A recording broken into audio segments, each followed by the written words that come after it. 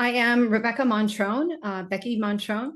Have a business here in Keene called Wondrous Roots, and I am a holistic healthcare practitioner. So I see with a degree in nutrition, so I see people in private consultation for health problems of all kinds. So people with, I would say virtually every single illness I know of. Well, maybe not like really exotic things, but certainly the ones we hear about. I have worked with and do work with. So really enjoy doing that, working one-on-one with people, because the way I work, I really get to know the individual and get to understand their whole health picture, as opposed to, and I'm not saying you don't need a doctor. I'm not a replacement for your doctor, but when you come to see me for your health care, I learn all about your past history, from going way back. And I learn all about, your health history throughout your life. And I have time to do that. So I make the time to do that in the way that I work. So I've got a chat here. Thank you. And all I want to say is, so I am able to really get to know you and get to know the person. And that is a deep richness to me in my life too. I've met so many wonderful people, and that's how you kind of are able to have a better handle, understanding how to approach somebody, especially when you can address multiple things going on. Oh, I'll give you a perfect example. So I have a client out in Ohio. I have several out in Ohio. So sort of have an Ohio vein of clients. But anyway, she's recently been a client for years, but she's recently in past months started with having trouble with constipation and moving her bowels and stuff like that. So we tried some things for that, and then other things. And recently she's come back and said, I'm really fatigued. I'm really depressed. I'm really, my bowels still, I'm bloated all the time and blah, blah, blah, blah, blah. Well, in the process of all of this, she was having her doctor tested her for small intestinal bacterial overgrowth known as SIBO, S-I-B-O, all caps. And she tested positive.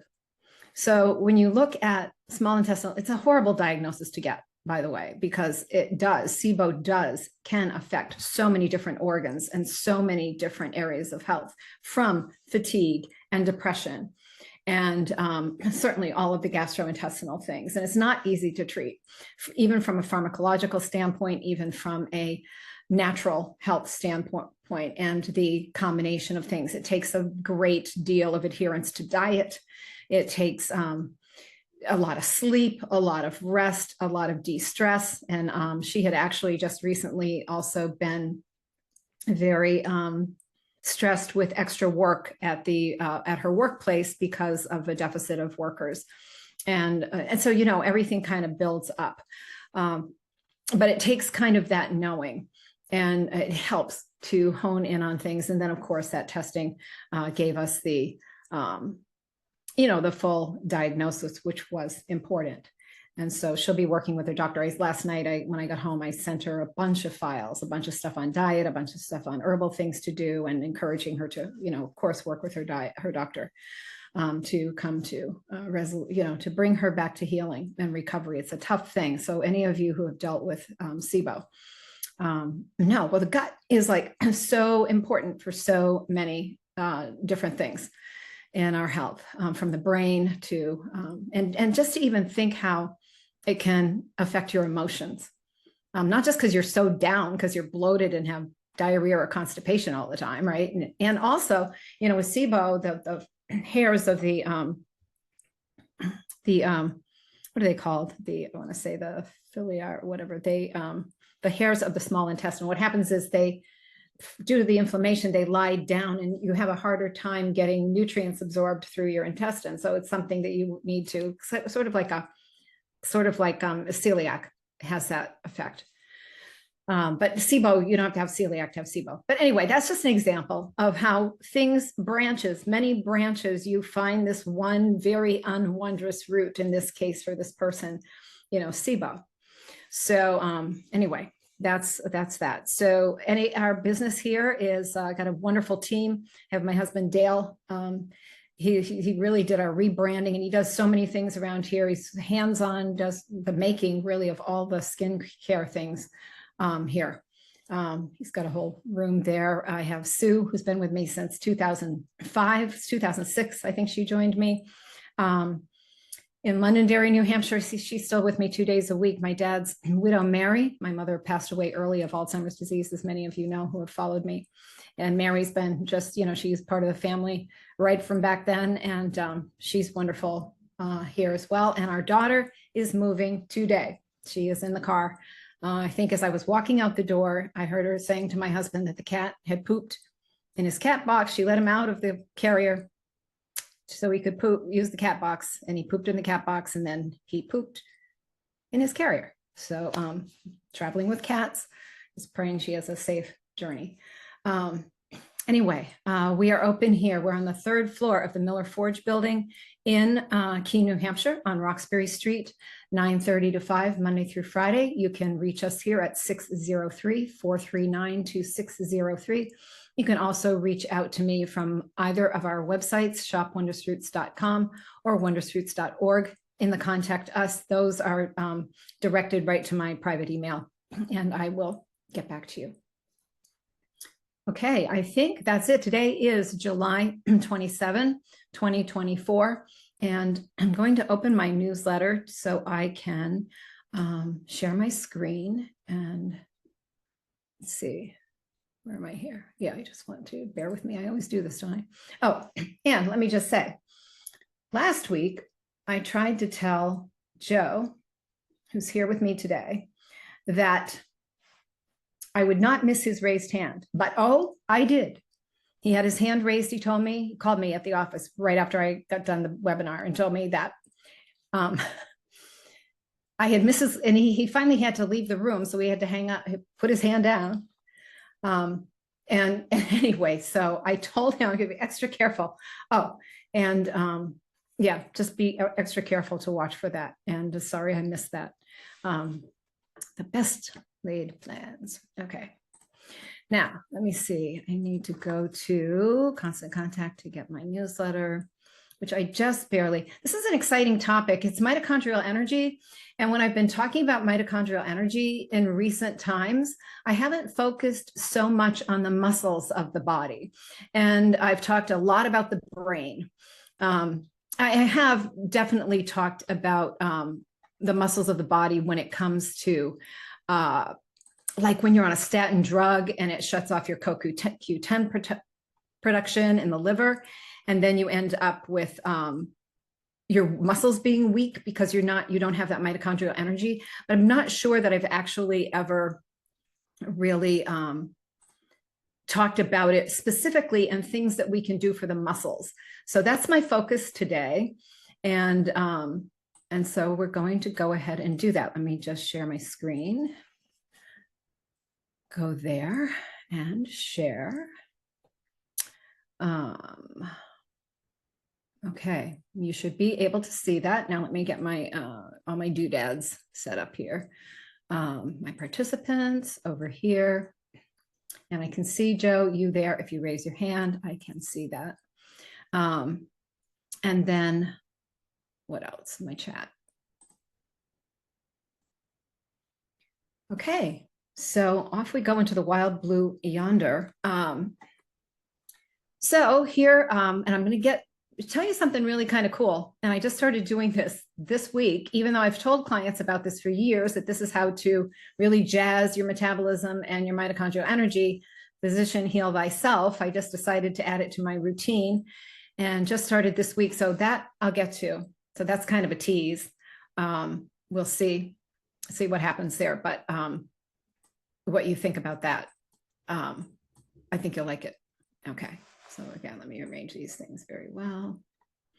Okay. So, I often refer to myself as the mitochondriac. Mitochondrial energy is at the crux of life, the very energy that keeps us alive. Unfortunately, we begin to make less mito energy at the ripe old age of 30. So you might think, oh, Becky's doing a program for the 60 and above because she's 60 and above. Yes, she is. No, I'm doing this because we're all aging as the secondhand ticks. And I don't say that with any dread or any negativity. I am so happy with my life right now at the age of 66. I'm ecstatic. I have a wonderfully abundant life that I'm living, and I would never go back. I would not go back by one day. So super, super happy about that. But we want to take care of ourselves, right? We want to, what are the things what makes an old body look like an old body next to a young body? What are the processes? And are there things that we can do to slow them down, to offset them, to maybe reverse them, or just really hang on to things as we get older? And what happens a lot of time with older people is their muscular energy fails. That's called sarcopenia. So sarcopenia, think osteopenia, right? Your bones are getting weak. Sarcopenia, your muscles are getting weak. And so we want to be able to keep our muscles strong. One of the big things that you have in elderly people when they really let their muscles atrophy is they can't do their activities of daily living, such as getting up and down off the toilet. You don't want to be in that place. And you don't want to get even close to that place, right? So, but it doesn't, if you don't do something about it, you will get to that place. So eventually. So there are many good things to do, but we'll talk about that. Okay, so we get the ripe old age of 30. I've talked about this many times. You can find much information on my mitochondrial energy resource page, by the way, just again to show you building these pages with passion as I go. So I've got that there. Got a lot of the things that I'm referring to today, but look at all these articles on mitochondrial energy, some book recommendations there. And I keep adding, as I was putting this program together, I'm just adding and adding and adding to my files on my computer, to my files here. So everything I'm learning is getting put, well, in the categories I have up here. Okay. And then adding to my other ones. And then those categories will eventually get up there. Okay. So, go back to, yeah, I want to get rid of that. Okay. All right. So here we are. This is really great. I found this really awesome for the most part presentation, kind of like the Zoom things that I put together on nutrition strategies to maximize mitochondrial function for health, performance, and longevity. But I will say this with a disclaimer. They obviously are very tied in with the FDA and big pharma. And so they say some disparaging things about unregulated supplements and things like that, which I would just tell you to ignore as I do. But other than that, it's very well put together. And it kind of is building towards this substance called urolithin-A, which I have to tell you, I had never heard of until a couple of weeks ago. Probably not, definitely not this past week, but the week before. Urolithin-A. Have never heard of it. I tell you this, you might be like, well, that's it. She just cannot, how up on things can she be? And those of you who know me know I'm really up on things. But I learn about new things all the time. And I did order myself some urolithin-A supplement after learning about it. So let's dig in. I'm going to open up to this, and you can do that later too yourself. And see all of this, it's there. So everything that you find in my newsletter, if you save those, you can save. And you can also, if you open it up, you go here, oh, wait a minute. You go here, right? If you wanted to download it to your computer, you hit print and you save it to a PDF. Like I've got my different printers here, but I have a save as PDF, and you can just save it. You could save it to your desktop. You could save it to whatever folder you want on your computer, just in case you're not aware of how to do that. Very easy to do. So anything I put up there, you can, any of the PDF files that you see on my research pages, you can download them and print them as PDFs. They don't come out on a printer, right? You put them saved to PDF and you put it in whatever folder you already have on your computer to do that, or you put it, or you start a new folder Mitochondrial Energy, Becky's webinars, or whatever you want, however you want to organize it. Okay.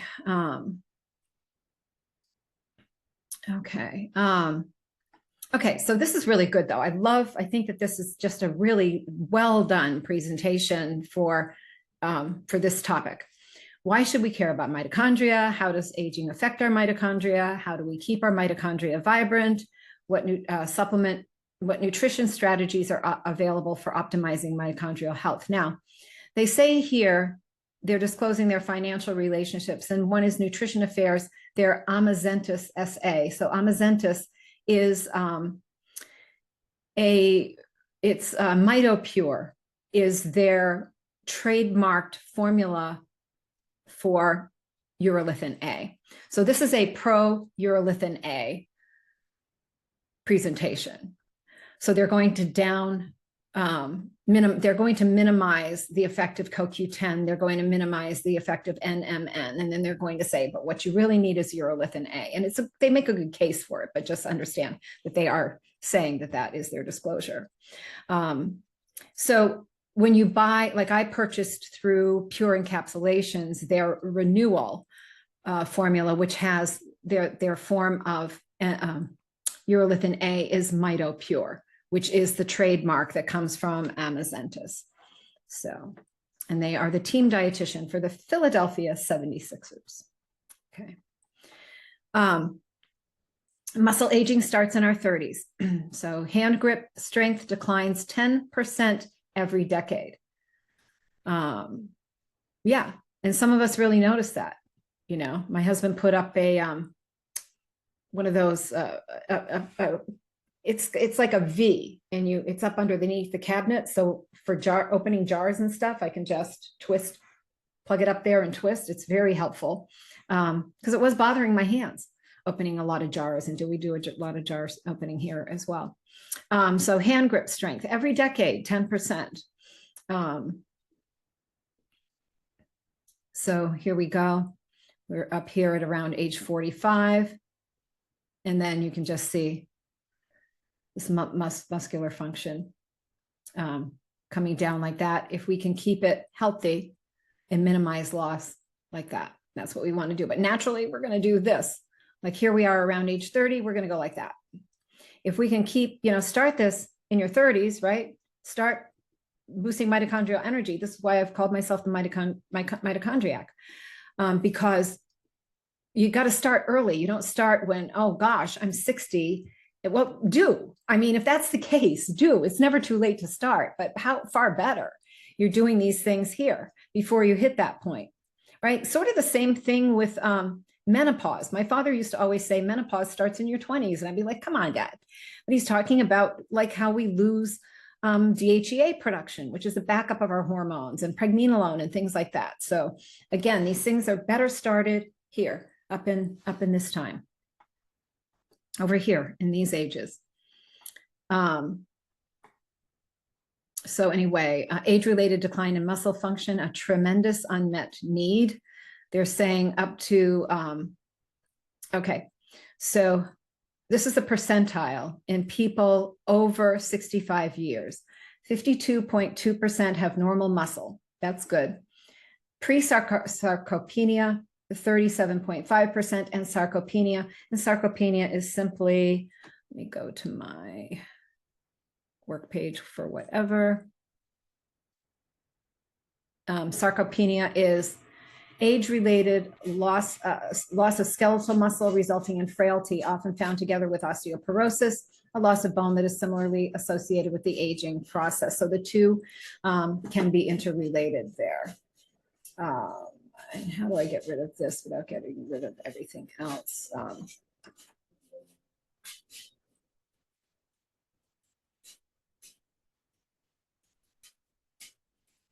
Okay, I should still be here. Where is my, there we go. Okay, getting lost. Okay, mitochondrial origin of aging. So mitochondria decline in mitochondrial health and function, the cell-associated cellular decline, organs, weakened organ or system, for instance, here in this, the muscles, and the body, decline in the function and onset of health issues, fatigue, reduced strength and mobility. Biological hallmarks of aging, genomic instability. Why? Okay, so what does that tell us? Why do we develop cancers more when we're older? We have genomic instability. Telomere attrition. So the telomeres of our DNA become shortened. The longer the telomeres, the longer the longevity. The calorie restriction has been associated with the length, maintaining the length of the telomeres. DHEA is associated with extending the length of the telomeres. So that the length of the telomeres of our DNA indicate where we are in the longevity scale. Our real true age, right, as opposed to our chronological age. Okay, loss of proteostasis. So that's protein, your use of protein, deregulated nutrient sensing, altered intracellular communication, cellular senescence, your cells are getting old. Stem cell exhaustion. We were talking about lithium a few weeks back, and one of the cool things about lithium is that it is a stimulator of stem cell production. That's another thing that Joe Mabes, his hyperbaric fitness tanks come into. The hyperbaric fitness lends towards the creation of stem cells. Stem cells are cells with undifferentiated designation, so that if you need help in a certain area, say you need help in your muscles, the stem cells will be driven towards your muscles. If you need stem cells for your brain, the stem cells will be designated towards your brain. See what I'm saying? Epigenetic alterations, again, leading to genomic instability. Mitochondrial dysfunction, decline in macroautophagy. So mitophagy is getting rid of the cellular debris, getting rid of the mitochondrial cells that aren't doing their job, just cleaning it out. You've got a lot of slackers, they're taking up space, they're cluttering you up. And chronic inflammation. Again, we've talked about inflammation being at the root of all health evils, really, in a sense, I would say that's true. Inflammation also has some positive roles to play in the body, but when left unchecked, certainly, and which basically in your average human being, that's the case, left unchecked. Mitochondria are the bedrock of good health. Healthy cells rely on healthy mitochondria. Optimal function optimizes health and is particularly essential to the heart, kidney, eye, brain, and muscle function. Let's also remember the heart is a muscle, right? So it's so interesting and fascinatingly, disgustingly fascinating that when you're put on a statin drug, it shuts off your mitochondrial energy production in the liver via shutting off CoQ10 production as it shuts off cholesterol production, and it damages all your muscles, including the heart. What are people prescribed a statin drug for? Their heart health. It is such an oxymoron. Mitochondrial upkeep, diet, exercise, supplements. So again, I was talking about calorie restriction, and intermittent fasting helps, and they're not going big into there, but intermittent fasting can induce autophagy, mitophagy.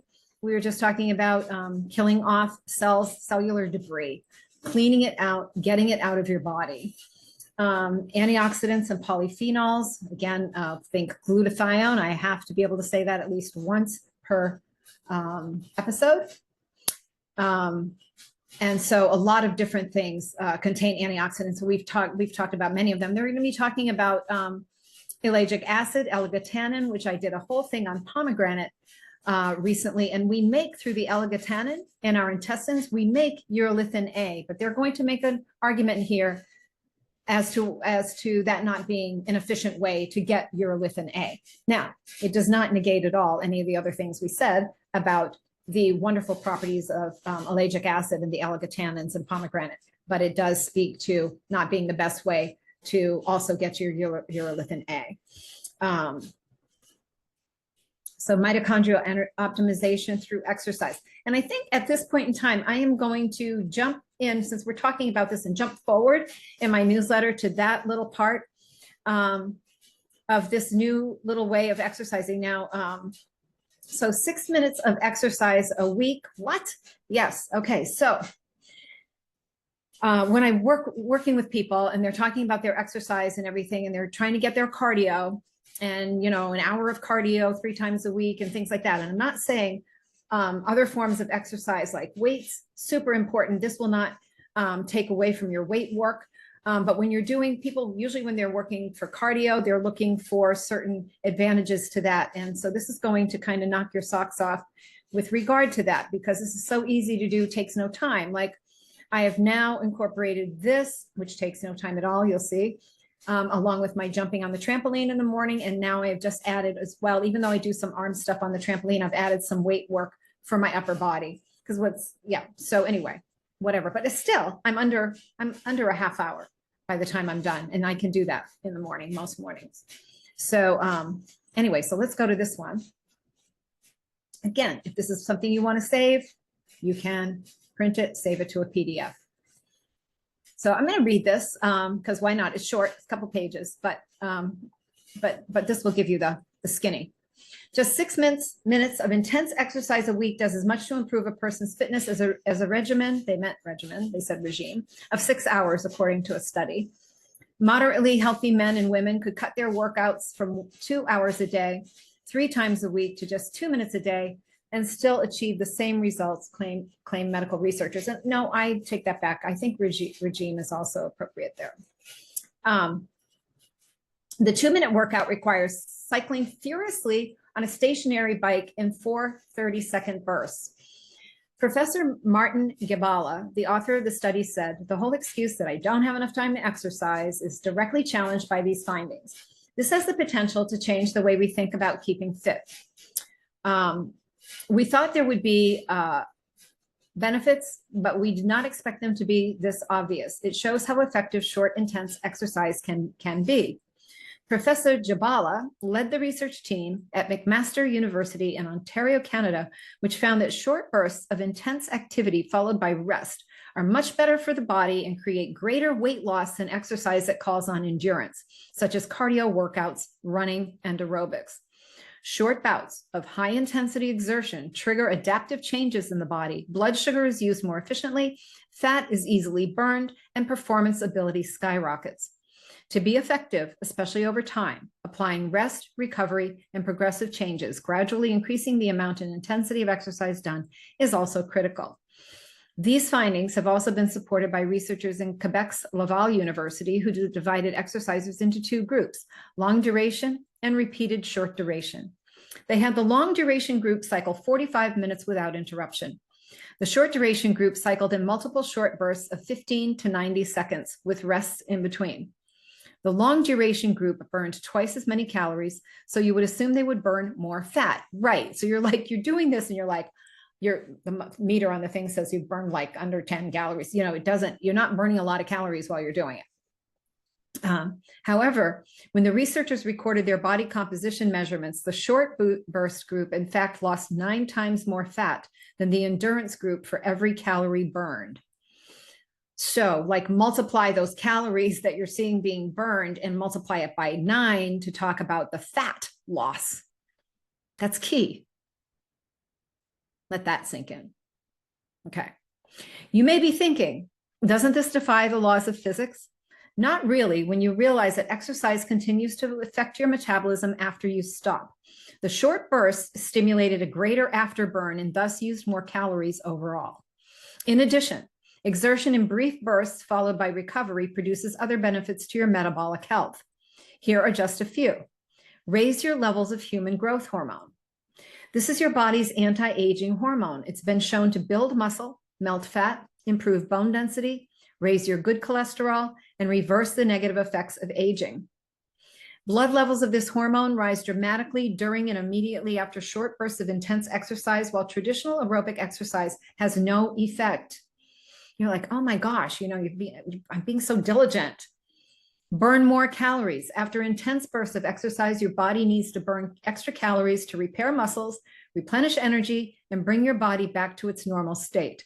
This process takes anywhere from a few hours up to a whole day, meaning you'll burn calories long after your workout is over. Build a more powerful heart. Short bursts of intense exercise demand more oxygen. Your heart adapts by increasing both its heart rate and stroke volume, the amount of blood your heart can pump in one beat. This increased pumping power makes your heart stronger. Long duration, another big thing, right? Affecting us as we age, cardiovascular disease. Long duration exercise like aerobics and cardio burn fat during your workout, but this practice sends a message to your body that you need a reserve of fat available for the next time you do long duration exercise. This self-defeating cycle ensures that your body makes more fat every time you finish exercising. That's why so many people have such a hard time losing fat at the gym. So many people tell me that. So many people tell me that. Every time you burn fat during exercise, your body reacts by making more. With short, intense exercise sessions of between 6 minutes, but never more than 20 minutes duration, your body never has a chance to burn fat during exercise. Rather, it burns carbohydrates from muscle tissue. This triggers your afterburner. After you finish your exercise session, your body will burn fat to replace the carbs it just used up. That's why the weights are great too. Not like light, boom, boom, boom, boom, boom, boom, right? Like heavier, you know, fewer reps, heavier weights. Okay. This triggers your afterburner. After you finish your body, okay. In fact, your body continues to burn fat for up to 24 hours after you finish, even while you're sleeping. For our ancient ancestors, this was natural. They didn't run marathons or jump around for an hour at a time without a break. They exerted themselves in brief bursts, then rest. It was a matter of survival. This pattern of brief intensity, the hunter-gatherer, right, followed by rest, is hardwired in our genes. Aerobic and cardio training, the kind most doctors and even the federal government promote as the path to good health, can actually damage your body. The Harvard study followed over 7,000 people. They found that the key to protect your heart is exactly the opposite of cardio type exercise. Intensity, not endurance, was the key to better heart function and lowering the risk of heart disease.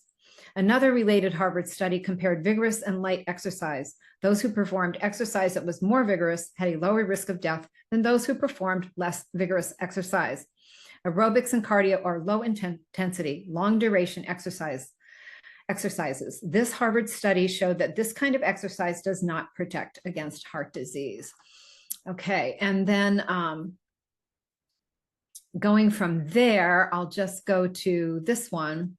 This is actually going to this study, and this is what they're talking about McMaster University here. So, right, this is the actual study information. And so it tells you here the methods. So they initially did all this stuff. They checked all of their parameters and everything. Then they did this baseline testing, the training. So let's look at what the training did. And you can go back to this on your own and see exactly what they did. So like I just started, so I did 4 repetitions of 30 seconds at a time, followed by 1 minute of slow cycling in between. But I'll be ramping it up. So anyway, they did this.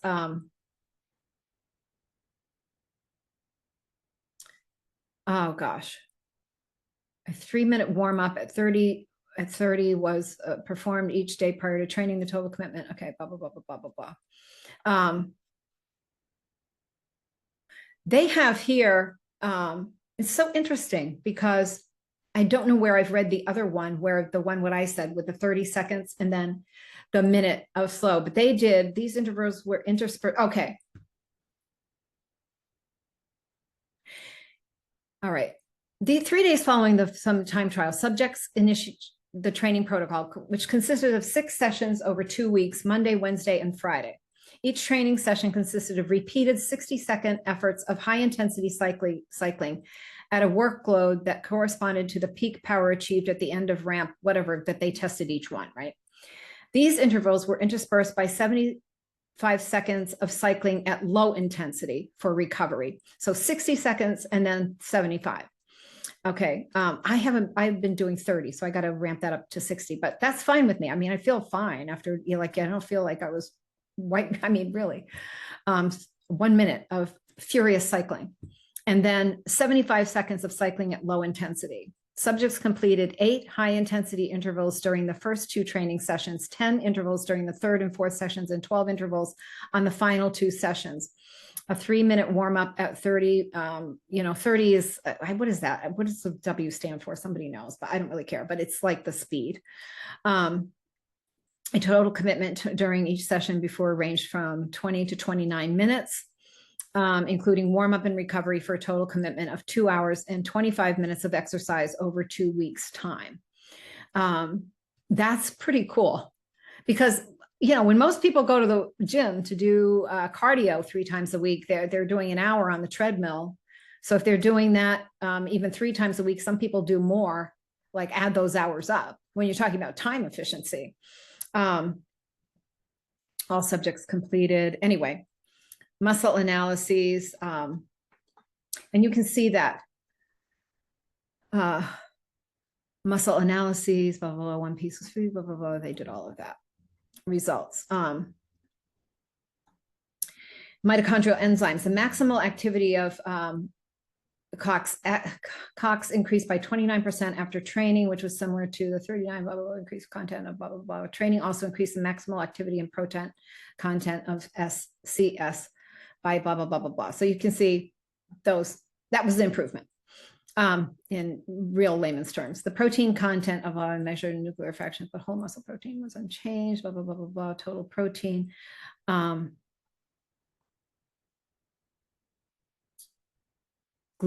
and muscle glycogen protein increased. Okay.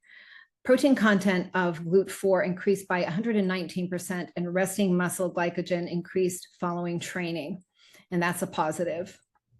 The present study demonstrates that 2 weeks of low volume, constant load interval exercise is a practical, long, time efficient strategy to induce mitochondrial biogenesis in skeletal muscle and improve functional exercise capacity. That's what we're going for. That's kind of where I'm honing all this in and saying this is a very time efficient way to do this. The changes we observed in maximal enzyme activity, exercise performance, as well as resting muscle glycogen were comparable to changes we have previously measured after 2 weeks of all-out Wingate type training, as well as much larger volume of traditional endurance training. The present study also extends our previous work by providing mechanistic insight into the molecular events that potentially mediate the skeletal muscle adaptive response to HIT. To our knowledge, for the first time in humans, we show that the nuclear abundance of P, blah, blah, blah, blah, was increased after exercise training, the protein, blah, blah, blah. So all good.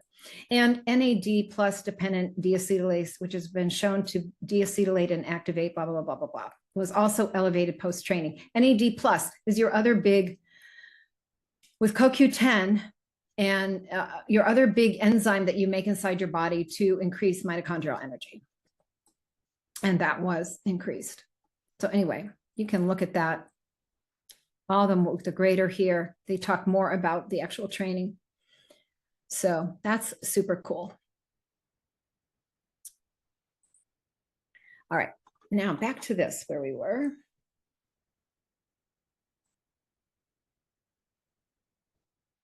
All right, so anyway, exercise, and anyway, that's really, isn't that exciting? It's so exciting. And, one of the reasons I shied away from doing that is because we live in a small space, a relatively small space, but we have a very large bedroom. And I found online, I got a really great stationary cycle machine. It was really easy to put together, and you hardly notice it. It folds up probably to about the size of a Hoover vacuum cleaner or something like that. You know what I'm saying? It's not in the way.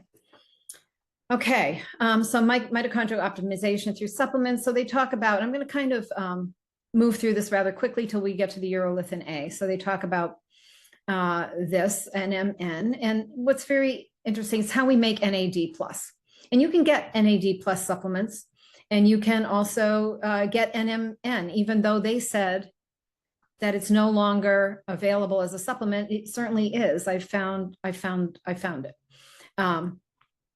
But they're saying it's they didn't see differences in the body mass index or body fat, no changes in this heart rate, max, blah, blah, blah, blah, pulse. in healthy runners over 6 weeks with supplementation. Increased muscle insulin sensitivity. They did have insulin signaling and remodeling in overweight or obese women with prediabetes. No improvement in grip strength or walking speed in older males with diabetes and blah, blah, blah. So they're kind of saying it's no longer available. And that's good because it protects production of NMN from the unregulated space of supplements. This is why I just honestly wanted to not even use this because I see their bias, but who cares? They've got other good information here. CoQ10, they talk about CoQ10. And you can go back and look at more at that if you want to look at that.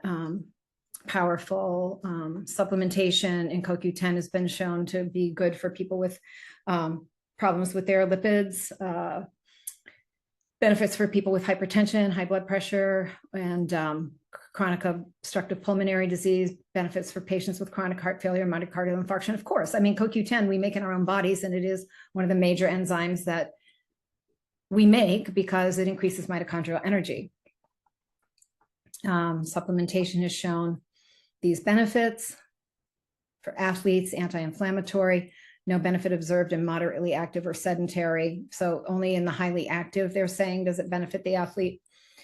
Anti-inflammatory effect would be protective and aid recovery, not directly benefiting performance. Of course, they're pulling themselves up to now introducing urolithin-A, and this is where they were going. So urolithin-A is a naturally occurring postbiotic produced by the gut microbiome after eating certain precursor foods. So pomegranates, berries, and nuts. Just go back to that program that I did on pomegranate. And we talked about many of the things that come from these alligotannins. Again, it points out the importance of gut health. Because this is something that is done in the gut. So if your gut is all off, you're not doing this. So you see how gut disturbances can affect so many things, including things that you would not even think of as being related, such as your muscular strength. Really wild when you think about it. Natural urolithin-A production does occur because the gut transforms alligotannins into urolithins, hence why urolithin-A is a postbiotic, but only 30 to 40% of people produce urolithin-A in meaningful quantities after eating alligotannins. So why should we care about urolithin-A? It stimulates the mitophagy process. Dysfunctional mitochondria are recycled and repackaged into new healthy mitochondria. That's huge. So think of urolithin-A as a recycler. So not as I described it, like clearing away the ones that are not useful, but actually restoring them, recycling them. That's really, really huge. I sort of missed that when I was breezing through. That's exciting. Very cool.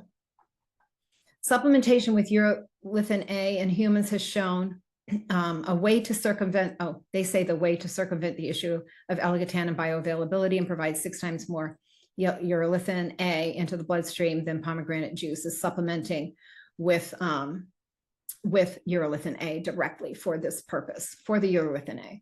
And then they're saying, look at all the sugar you get in an 8-ounce glass of pomegranate juice. But then remember when I was talking about pomegranate juice, we're talking like a 1/4 cup a day. We weren't talking about 8 ounces. But this is not an inefficient way to get your urolithin-A, is what they're saying. Oh, so urolithin-A increases your, if you take urolithin-A, your urolithin-A is up like this. If you use pomegranate juice, 8 ounces of pomegranate juice is down here. So it's just like not effective for that. Supplementation with urolithin-A in humans has shown mitochondrial gene expression similar to aerobic exercise regimens. And I would say, yeah, most changed by the treatment within the GO mitochondria genset. But then again, go more for your mitochondria bursting exercise that I just described and get even better. You should even get better. And then you add the urolithin-A to that. That should be just outstanding. Supplementation with urolithin-A in humans has shown increased muscle endurance up to 17% in the legs, 26% in the hand after 8 weeks in older adults. And that's very key because it showed in the CoQ10 slide further that it didn't show a difference in hand strength, right? Grip strength. Increased muscle strength of the legs by up to 21% after 16 weeks in middle-aged adults. So when supplementing with urolithin-A, 500 milligrams per day is recommended. That's the recommended dose. No upper limit has been established. A plateau of benefits seen at 1,000 milligrams per day.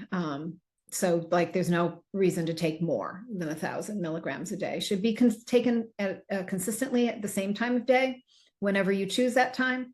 So you're getting probably that 24-hour. Can be taken with or without food, and you can take it in different ways.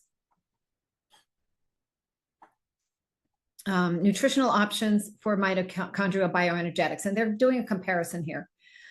So they're saying biogenesis, so the creation of new mitochondria is done by urolithin-A and NMN. Optimal functioning mature mitochondria, that's what CoQ10 maintains. That's true, yeah. And then, I mean, that of course is true, but I mean, it rings a bell with me. And then clearance of damaged mitochondria, urolithin-A. And when we say that, we're talking about, again, like they just talked about that mitophagy, where they're cleaned up, they're dealt with, and then they're reused. Kind of feel like when you're making sugar cookies, right? Oh, that's a great thing to talk about on a health program. But you're making sugar cookies at Christmas time, and you're cutting them out, and then you take the scraps and you make new shiny, new like fully formed Christmas cookies. That's a really good analogy. I like that. Very clever, Becky. Thank you. Okay. Conclusion: mitochondrial decline and dysfunction are hallmarks of muscle loss and aging. Keeping the mitochondria healthy for as long as possible is key to longevity. Appropriate diet, exercise, and supplement strategies can aid in mitochondrial health quest. Future research should continue to investigate the impact of mitochondrial health supplements to unlock the key to ameliorate the aging process.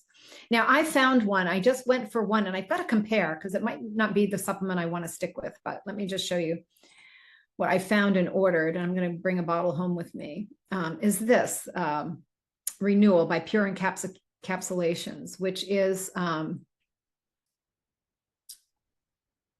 okay, so it actually has, I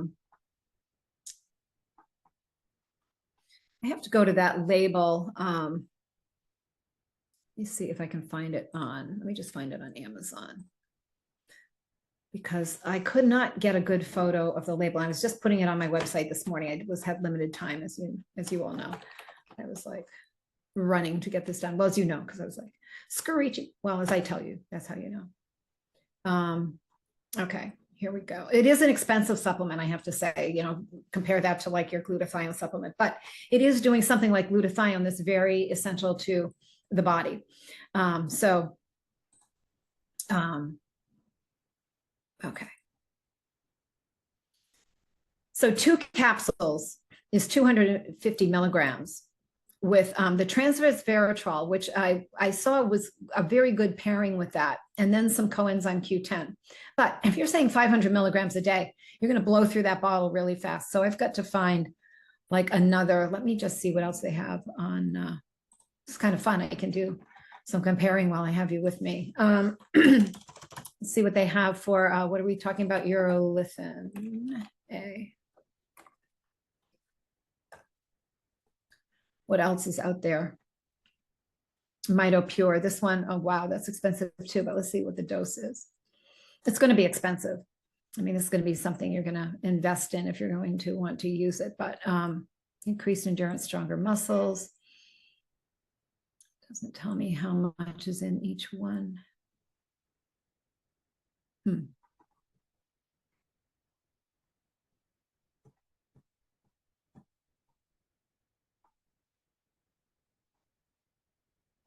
Yeah. Okay, so that doesn't really tell me. 2,000 milligrams. Okay, so this has a combination of all kinds of things here.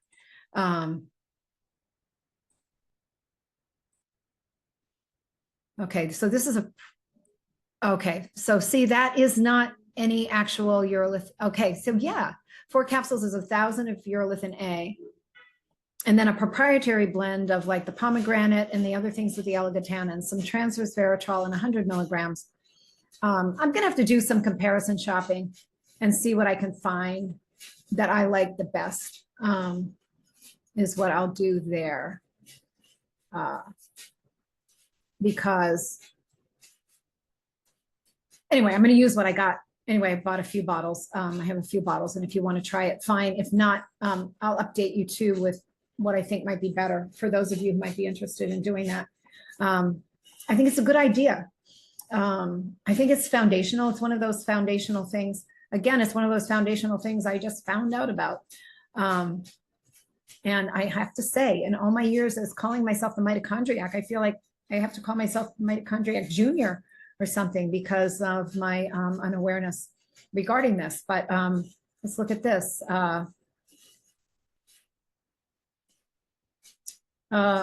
Effective urolithin-A supplementation on muscle endurance and mitochondrial health in older adults.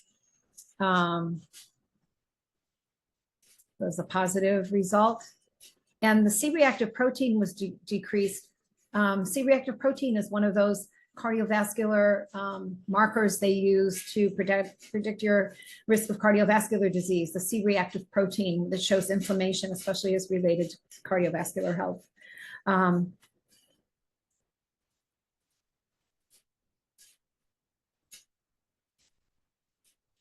Okay. Urolithin is suggesting urolithin-A may counteract age-associated muscle decline. However, future work is needed to confirm this finding, as always. And then impact of the natural compound urolithin-A on health, disease, and aging. In humans, benefit of UA supplementation in the muscle are supported by recent clinical trials in elderly people.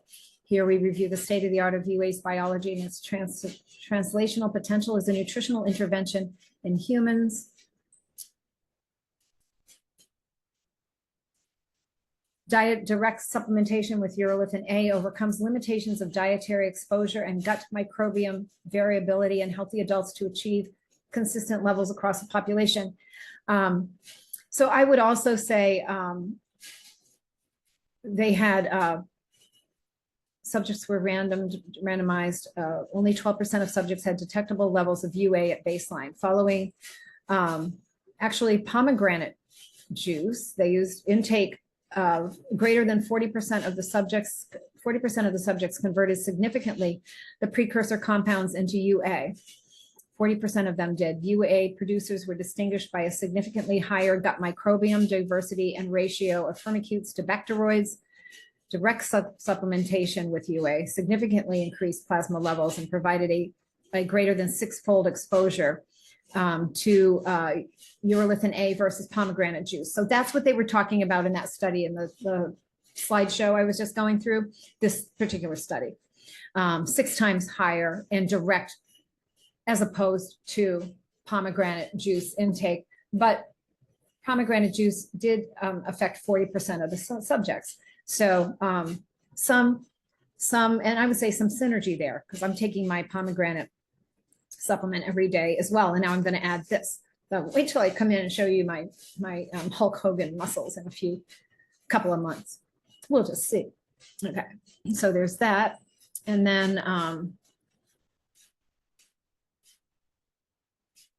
urolithin-A is a potential agent for prevention of age-related disease. The aging of an organism is hallmarked by systemic loss of functional tissue, resulting in increased fragility and eventual development of age-related neurodegenerative brain, musculoskeletal, bones, muscles, tendons, joints, cardiovascular, and neoplastic cancer diseases. Growing scientific evidence points to mitochondrial dysfunction as a key contributor in the aging process and subsequent development of age-related pathologies. Under normal physiologic conditions. The body removes dysfunctional mitochondria via an autophagic process known as mitophagy. Urolithin-A, a metabolite produced when gut microflora digests the polyphenol compounds of L-agglutinin and ellagic acid, is a known inducer of mitophagy via several identified mechanisms of action. The primary objective of this scoping review is to identify and summarize the clinical relevance of UA supplementation in the prevention of age-related pathology and diseases, blah, blah, blah, blah, blah. So then they've got this whole long thing. So you can look at that. Oh, there aren't any studies.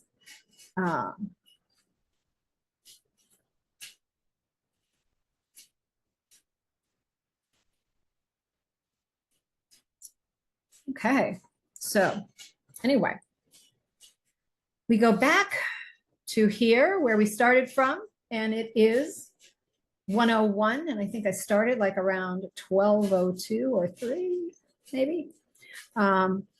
It is a beautiful weekend here in Keene, New Hampshire, in this part of the country.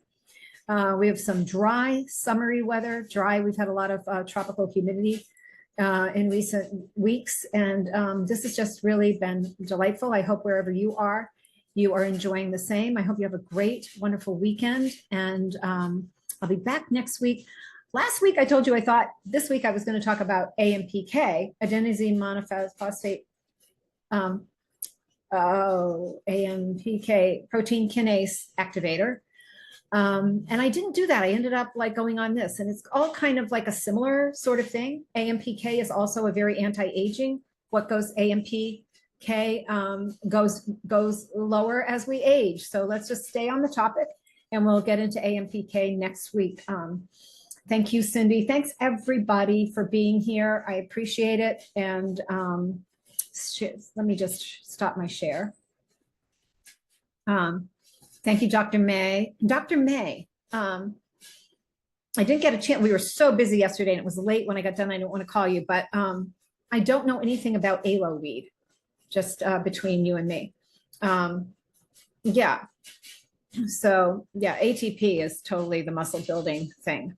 ATP, again, adenosine triphosphate. Well, you're thinking, oh, good. Oh, good, Dr. May. Wonderful. Dr. May and I had a private thing going on via phone message.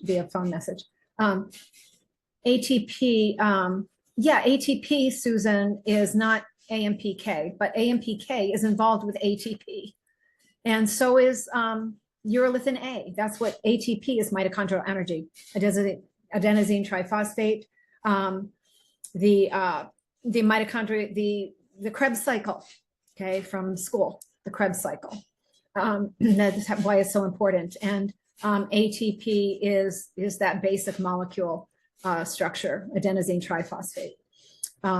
So anyway, so great. Thank you, Suzanne, Linda, everybody, Debbie, everybody. Thanks for being here. I so appreciate it, and all of you. We'll see you next time. And again, be well, be blessed.